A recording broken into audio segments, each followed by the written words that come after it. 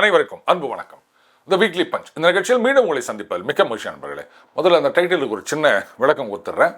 சின்ன காங்கிரஸ் அப்படின்னா திரிணமூல் காங்கிரஸ், பெரிய காங்கிரஸ் அப்படின்னா அதாங்க நாங்கள் தான் சுதந்திரம் வாங்கி கொடுத்தோம் அப்படின்னு சொல்லிட்டு இன்னும் வரைக்கும் ஊரை ஏமாத்திட்டு திரியிறாங்கல்ல, இந்திரா காங்கிரஸாக இருந்து இன்றைக்கு ஐஎன்சி என்று பெயர் மாறியுள்ள காங்கிரஸ். அதுதான் விளங்காத காங்கிரஸ். அப்படின்னா இதுக்கு நான் விளக்கம் கொடுக்க வேண்டிய அவசியமே இல்லை அப்படின்னு நினைக்கிறேன்.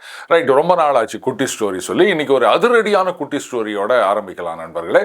முதல்லயே ஒரு டிஸ்கி கொடுத்துட்றேன். இதற்கும் அரசியலுக்கும் எந்த விதமான சம்பந்தமும் கிடையாது. நீங்களா நினைச்சீங்கன்னா அதுக்கு நான் பொறுப்பு கிடையாது. வழக்கமாக அந்த பண்ணையார், ஜமீன்தார் இவங்கெல்லாம் சினிமாவில் என்ன பண்ணுவாங்க, ஜல்லிக்கட்டில் நம்ம காலை தான் ஜெயிக்கணும், அப்படி இல்லைன்னா ஜெயிக்கிற காலையெல்லாம் விலைக்கு வாங்கி நம்ம பட்டியில் கொண்டாந்து கட்டு அப்படின்வாங்க. ஆனால் இந்த ஜமீன்தார் கொஞ்சம் வித்தியாசமானவருங்க. ஜல்லிக்கட்டில் மாடு புடி மாடாக போயிடுச்சின்னு சொல்கிறாங்களா, அந்த மாதிரி தோத்துப்போன மாட்டெல்லாம் கொண்டாந்து இவர் பட்டியில் சேர்த்து வச்சின்னு பற்றியா என்னாண்டா எவ்வளோ மாடு இது பார், நான் தான் இந்த ஏரியாலேயே ஜல்லிக்கட்டில் கிங்கு அப்படின்னு சொல்லிட்டு இருப்பாரு. அப்போ ஒரு நாள் கணக்குள்ள கேட்டார், ஐயா ஜெயிச்ச மாட்டை கொண்டாந்து கட்டினாலும் பரவாயில்ல, எல்லாம் தோத்த மாடுங்க. அது மட்டும் இல்லை, இந்த புடி மாடு இதுக்கு மேலே ஜெயிக்குன்ற நம்பிக்கையே கிடையாது, அந்த அளவுக்கு தோத்து போயிடுச்சு, அதையெல்லாம் நீங்கள் வாங்கி கொண்டாந்து கட்டுறீங்களே, இது எதுக்கு அப்படின்னும் போது அப்போ அந்த ஜமீன்தார் சொன்னார், இது பத்தியா இந்த காளை இது வரைக்கும் 100 ஜல்லிக்கட்டுக்கு மேல புடிமாடா போய்க்குது, ஆனாலும் அடுத்த ஜல்லிக்கட்டுல நான் நிச்சயமா ஜெயிப்பேன் அப்படின்னு என்ன கம்பீரமா போஸ் குத்துனுக்குது பத்தியா. இப்போ இது பக்கத்துல ஜெயிச்ச காளையை நீ வாங்கி கொண்டாந்து கட்டினியானா அந்த காளை மாடு எவ்வளோ ஃபீல் பண்ணும்.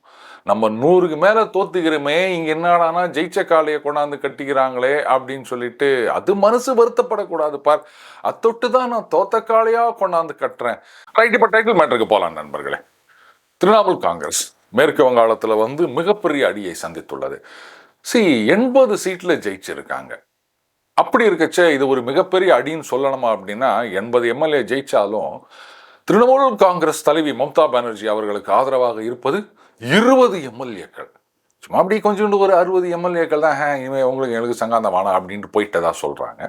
அவங்க வேற சட்டசபையில் இது பாருங்க, இவர் தான் கொறடா, இவர் தான் தலைவர் அப்படின்லாம் வேற தேர்ந்தெடுத்துக்கிறதாவும் செய்தி வந்திருக்கு.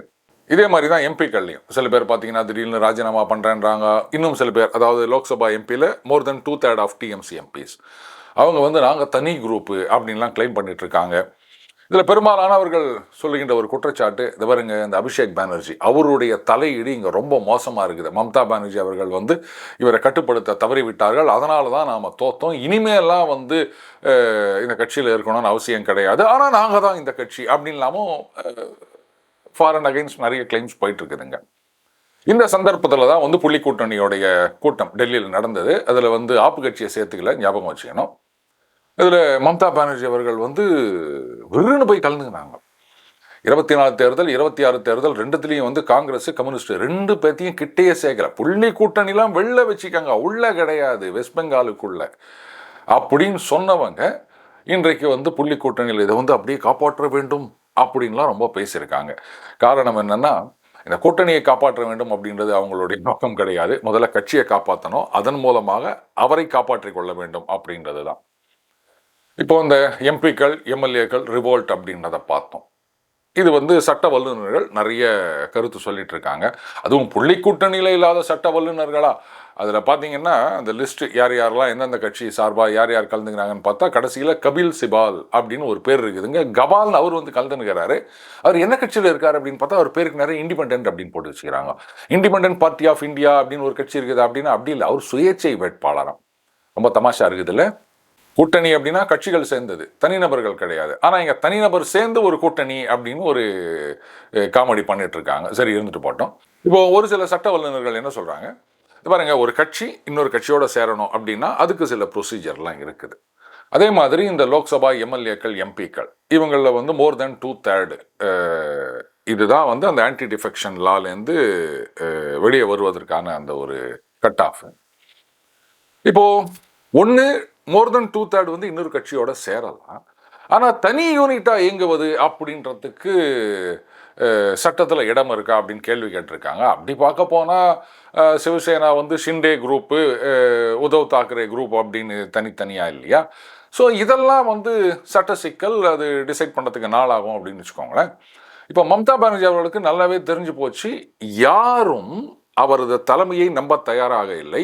இனிமே திரிணாமுல் காங்கிரஸ் மீண்டும் ஆட்சிக்கு வரும் அப்படின்ற நம்பிக்கை கட்சியில் இருக்க பெரும்பாலானோர்கிட்ட கிடையாது. ஏன்னா இந்த கட்சி அப்படின்றதே வந்து அந்த கட்மணி அப்படின்னு சொல்லுவாங்கல்ல, இந்த மாதிரி ஒரு பேசிஸில் தான் வளர்ந்து வந்த கட்சி. இப்போ சரியாக வந்து சம்மட்டி அடி அடித்து பாஜக ஆட்சிக்கு வந்துட்டாங்க அப்படின்ன உடனே எல்லாருக்கும் தெரிஞ்சு போச்சு, இனிமே பாஜகவிடமிருந்து ஆட்சியை மீட்பது அப்படின்றது கனவுலையும் நடக்காத காரியம் அப்படின்னு. அதனால தான் ஒட்டு மொத்தமாக அந்த பக்கம் எல்லாருமே, அதாவது பாஜக பக்கம் போறேன்றாங்க. ஆர் அட்லீஸ்ட் இனிமே எங்களுக்கும் அவங்களுக்கும் எந்த சம்பந்தம் இல்லைன்னாவது ஒத்துக்கோங்க அப்படின்னு கதறுகின்றார்கள். இந்த நேரத்தில் மம்தா பானர்ஜி அவர்களுக்கு எதிர்காலம் இல்லைன்னு தெரியும், பட் கட்சி கையில் இருக்கணும். அதுக்கு வந்து காங்கிரஸுடைய தயவு தேவையாக இருக்கின்றது. கட்சி கையில் இருக்கணும் அப்படின்னா எப்படி சார் மறுபடியும் வந்து ஜெயிச்சு ஆட்சிக்கு வருவாங்களான்னா அது அப்படி இல்லை. ஆனால் கட்சிக்கு கிட்டத்தட்ட ஒரு 1200 1300 கோடி அளவுக்கு சொத்து அதெல்லாம் இருக்குது அப்படின்னு சொல்கிறாங்க. அதை முதல்ல காப்பாற்ற வேண்டும். அப்போ தானே வந்து அரசியல் பண்ண முடியும். இன்னொன்று, இந்த எம்பிக்கள் அண்டு எம்எல்ஏக்களை ஒன்றும் பண்ண முடியாது, காங்கிரஸுக்கு அங்கே ஒன்றும் இல்லை. அட்லீஸ்ட் இந்த எம்பிக்கள் வெளில போவதையாவது தடுத்து நிறுத்த வேண்டும் அப்படின்னு சொன்னால் இதுக்கு வந்து காங்கிரஸ்லேருந்து ஒரு ஆஃபர் கொடுத்துருக்கிறதா செய்தி வந்திருக்குங்க. அதாவது திரிணாமுல் காங்கிரஸை நீங்கள் காங்கிரஸ்லேயே சேர்த்துருங்க. திரிணாமுல் காங்கிரஸ் மட்டும் இல்லை, சரத்பவார் கட்சியும் வந்து நீங்கள் மறுபடியும் காங்கிரஸ்லேயே சேர்த்துருங்க அப்படின்னு கேட்டிருக்கிறதா சொல்லியிருக்காங்க. அப்படி சேர்த்தா என்ன ஆகும்னா, காங்கிரஸுடைய எம்பிக்கள் எண்ணிக்கை இருக்கு இல்லையா, அதோட திரிணாமுல் காங்கிரஸ் எம்பிக்கள் எண்ணிக்கையை சேர்த்து தான் நீங்கள் அந்த 2/3 கட் ஆஃப் கொண்டு வரணும். அப்போ வந்து திரிணாமுல் காங்கிரஸ் எம்பிக்கள் ஒட்டுமொத்தமாக அத்தனை 29 பேருமே வெளில போனாலுமே அந்த 2/3 வராது. அதனால் அவர்கள் பதவி இழப்பார்கள். ஸோ அந்த எம்பிக்களை நம்ம கண்ட்ரோல்லையே வச்சுக்கலாம் அப்படின்னு. பட் இது ஒர்க் அவுட் ஆகாது. இந்த மெர்ஜர் அப்படின்றதுக்கு மம்தா பானர்ஜி அவர்கள் வந்து கொஞ்சம் டைம் கேட்டிருக்காங்களாம், யோசிக்கணும் அப்படின்னு. ஏன்னா ஏற்கனவே அந்த ரெபல் எம்பிஸ்லாம் வந்து லோக்சபா ஸ்பீக்கர் கிட்ட ரிக்வஸ்ட் கொடுத்துட்டாங்களாம், நாங்கள் தனி யூனிட் அப்படின்ற மாதிரி இயங்கணும்னு ஒரு லெட்டர் கொடுத்ததா செய்தி வந்திருக்குதுங்க. அப்போ அது முதல்ல அப்படின்னும் போது அதுக்கப்புறம் நீங்கள் கட்சியை கொண்டு போய் அங்கே சேர்க்குறேன் அப்படின்னு சொன்னால், இப்போ ஒரு கட்சி இன்னொரு கட்சியோடு சேருவது அப்படின்றதுக்கு வந்து மிகப்பெரிய ப்ரொசீஜர் இருக்குது. பல மட்டங்களில் வந்து அந்த அப்ரூவல் ப்ராசஸ் வந்து பாஸ் ஆகணுங்க. பெரும்பாலும் சின்ன சின்ன கட்சிகள் தான் வந்து பெரிய கட்சிகளோட சேருவது அப்படின்றத நம்ம பார்த்துருக்கோம். ஸோ அதில் நிறைய பேர் இருக்க மாட்டாங்க, சொல்லிக்கலாம் எங்களுக்கு வந்து மாநிலம் முழுக்க நாடு முழுக்க வந்து நிர்வாகிகள் இருக்காங்க அப்படின்னு. ஆனால் தேடி கண்டுபிடிக்கணும். ஸோ அதனால் பெரிய எதிர்ப்பு வராதுன்னு வச்சுக்கோங்களேன். வேற திரிணாமுல் காங்கிரஸ் அப்படின்றது வந்து மாநிலம் முழுக்க நிர்வாகிகளை வைத்திருக்கக்கூடிய ஒரு கட்சி. ஏன்னா இந்த கட்மணி அப்படின்றது வந்து எல்லா இடத்துலையும் போயிருக்கு இல்லையா, அதனால் எல்லா தெருக்கள்லையும் அவங்களுக்கு நிர்வாகிகள் இருப்பாங்க. இப்போ எதிர்காலமே இல்லை திரிணாமுல் காங்கிரஸுக்கு அப்படின் போது இது நம்பர் 1. அடுத்தது, நீங்கள் காங்கிரஸோட போய் சேர்ந்துட்டீங்கன்னு சொன்னால் அப்போ திரிணாமுல் காங்கிரஸ் நிர்வாகிகளுக்கு எதிர்காலம் என்ன, போஸ்டிங் என்ன, அதுதானே முக்கியம். ஏன்னா காங்கிரஸுக்கும் அங்கே வந்து நிர்வாகிகள் பல வருஷம் ஆட்சியில் இருந்த கட்சி இருந்தாலும், மத்தியில் ஆட்சியில் இருந்த கட்சி ஏதோ கொஞ்சம் செட்டப் இருக்குதுங்க. அப்படி இருக்குச்சு நீங்கள் இதை கொண்டு போய் அங்கே சேர்த்துட்டீங்க அப்படின்னு சொன்னால், திரிணாமுல் காங்கிரஸ் அளவுக்கு இல்லாட்டாலும் காங்கிரஸில் நிர்வாகிகள் இருப்பாங்க. கீழ்மட்டத்தில் ஒன்றா இங்கே இருக்கவங்களுக்கு கிடைக்கலாம். இந்த மிடில் லெவலில் மேல் மட்டத்திலலாம் பார்த்தீங்கன்னா திரிணாமுல் காங்கிரஸ் நிர்வாகிகளுக்கு போஸ்டிங் கிடைக்கிறது கஷ்டமாக இருக்கும். இல்லை அதான் மெர்ஜ் ஆயிடுச்சே அதனால் எல்லாருக்கும் கொடுங்கோ அப்படின்னா காங்கிரஸில் ஒத்துப்பாங்களான்னா நிச்சயமாக ஒத்துக்க மாட்டாங்க. ஏன்னா இன்றைக்கு இருக்கின்ற திரிணாமுல் காங்கிரஸ் அண்ட் மம்தா பானர்ஜி அப்படின்றது மச் டெப்ளீட்டட் ஃபோர்ஸ், ஒன்றுமே ஸ்ட்ரென்த் இல்லாத ஒரு இயக்கமாகத்தான் இன்னைக்கு டிஎம்சி இருக்குது. ஏன்னா எம்எல்ஏ எம்பி எல்லாம் ஓடிட்டு இருக்காங்க. இனிமே ரிவைவ் ஆகிறதுக்கு சான்ஸே கிடையாது அப்படின்றது எல்லாருக்கும் தெரிஞ்சிருக்கின்றது. அதனால தான் திரிணாமுல் காங்கிரஸை நீங்கள் கொண்டு வந்து சேர்த்துருங்க, உங்களுக்கு வந்து இந்த நேஷனல் வைஸ் பிரசிடென்ட் போஸ்ட்டு கொடுக்கறதா ஆஃபர் பண்ணியிருக்காங்கன்னு நான் நினைக்கிறேன். நம்ம ஏற்கனவே சொல்லியிருக்கோம், காங்கிரஸ் வந்து ரிவைவ் ஆகணும் அப்படின்னு சொன்னால் இந்த காங்கிரஸ்லேருந்து உடைந்து வெளில போன கட்சிகளை எல்லாம் மறுபடியும் ஒன்று சேர்க்கணும். மம்தா பானர்ஜி அவர்களை வந்து காங்கிரஸ் தலைவி ஆக்க வேண்டும் அப்படின்னு நம்ம சொல்லியிருந்தோம். அன்றைக்கு இருந்த சிச்சுவேஷன் வேற, இன்றைக்கு இருந்த சிச்சுவேஷன் வேற. அன்றைக்கு வந்து மம்தா பானர்ஜி அவர்கள் நல்ல செல்வாக்கோடு இருந்தாங்க, வந்து வெஸ்ட் பெங்காலில் ஆட்சியில் இருந்தார்கள். ஸோ அவங்க கிட்ட நீங்கள் வந்து காங்கிரஸ் கட்சியுடைய பொறுப்பை கொடுத்துருந்தீங்க அப்படின்னு சொன்னால் அப்போ டக்கு புக்குன்னு அவங்களுக்கு வந்து மற்ற இந்த புள்ளி கூட்டணியில் இருக்க எதிர்க்கட்சி தலைவர்கள் அவங்களோடலாம் வந்து இவங்க நேரடியாக பேசி இதில் வந்து காங்கிரஸ்லேருந்து வெளில போனவங்களெல்லாம் உள்ளே சேர்த்து மறுபடியும் காங்கிரஸை முழுசாக்கி ஒரு ஒரு கிரெடிபிள் ஆல்டர்னேட்டாக கொண்டு வந்திருக்க முடியும். ஆனால் அன்னைக்கு அதை காங்கிரஸ் செய்யலை, செஞ்சிருக்க மாட்டாங்க. ஏன்னா என்னங்க இது, அப்புறம் அவங்கக்கிட்ட வந்து காங்கிரஸ் கட்சியை குத்துப்புட்டு அப்புறம் எங்கள் குடும்பம் வந்து ஒன்றுமே பவர் இல்லாமல் இருக்கிறதா கட்சியில் அப்படின்னு. இன்றைக்கு சேர்த்தும் பிரயோஜனம் இல்லை. ஏன்னா தன்னுடைய சர்வைவலுக்காகத்தான் மம்தா பானர்ஜி அவர்கள் இப்போ புள்ளி கூட்டணியில் வந்திருக்காங்க. புள்ளி கூட்டணின்னு சொன்னாலும் பேசிக்கலி காங்கிரஸ் கிட்ட வந்திருக்காங்க அப்படின்னு தான் சொல்லணும். காங்கிரஸுடைய இந்த நேஷனல் வைஸ் பிரசிடென்ட் ஆஃபர் உண்மையாக இருக்கும் பட்சத்தில் அவங்க வந்து பவரே இல்லை, செல்வாக்கை இழந்து விட்டார்கள்ன்றனால தான் உள்ளே சேர்த்துருக்காங்க, சேர்க்கறதுக்கு ஆஃபர் கொடுத்துருக்காங்க. அதே மாதிரி தான் மகாராஷ்டிராவில் சரத்பவார் கட்சியும் ஒன்றும் இல்லாமல் போயிடுச்சு, கட்சி துண்டு துண்டாக போயிடுச்சு. அங்கே வந்து பாஜக ரொம்ப பவர்ஃபுல்லான ஒரு பொசிஷனில் இருக்காங்க.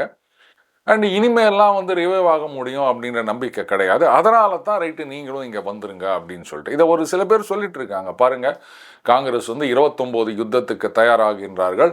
இங்கே தமிழகத்தில் வந்து தாவேகா அவங்களோட சேர்ந்துக்கின்னு ஆட்சியிலேயே வந்து உக்காந்துட்டாங்க. இப்படி ஒவ்வொன்றையாக கவர் பண்ணிட்டு வராங்க. இப்போ காங்கிரஸ்லேருந்து பிரிந்து போன கட்சிகளெல்லாம் இவங்க மறுபடியும் கொண்டு வந்து சேர்த்துட்டாங்கன்னா கிட்டத்தட்ட அது 1-to-1 ஃபைட் மாதிரி ஆகிடும். அதாவது பாஜக வர்சஸ் காங்கிரஸ்.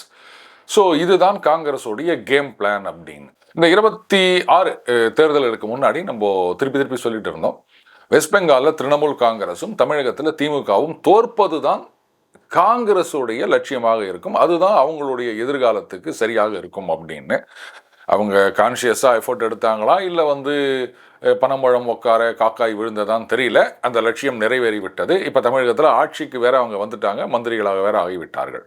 சரி, இப்போ நீங்கள் எல்லா துண்டு காங்கிரஸ் எல்லாம் ஒன்றா சேர்த்து ஒரு 1-to-1 ஃபைட் ஆக்கினீங்க அப்படின்னு சொன்னால், சார் இதை விட ஒரு ஆப்பர்ச்சுனிட்டி என்ன சார் இருக்க முடியும்? அப்போ காங்கிரஸ் வந்து ஒரு பலத்த சக்தியோட ஆளுங்கட்சியாக வருவதற்கு வாய்ப்பு இருக்கு அப்படின்னா, இதுதான் அவங்க பண்ணுற மிகப்பெரிய தப்பு. ஏன்னா எதிர்க்க காங்கிரஸ் இருந்தது அப்படின்னு சொன்னால் பாஜகவுக்கு அது லட்டு மாதிரி தட்டி தூக்கிட்டு போயிட்டே இருப்பாங்க. நீங்கள் நல்லா கவனிங்க, மாநில கட்சிகளை தோற்கடிப்பது தான் பாஜகவுக்கு கஷ்டம். காங்கிரஸ்னா ஜஸ்ட் லைக் தட் தூக்கி போட்டு போயிட்டே இருப்பாங்க. கர்நாடக பாஜகவின் அமைப்பு அப்படின்றது வந்து மேபி தமிழக பாஜகவோடைய கொஞ்சம் பெட்டர், பட்டு வட மாநிலங்களில் இருக்கின்ற பாஜக மாதிரி இல்லை. அதனால தான் அந்த ஃப்ளிப் ஃப்ளாப் அப்படின்றது வந்துட்டுருக்கு. அட்லீஸ்ட் அங்கேயாவது ஆட்சிக்கு வந்து போய் இருக்காங்க. தமிழக பாஜக மாதிரி கிடையாது.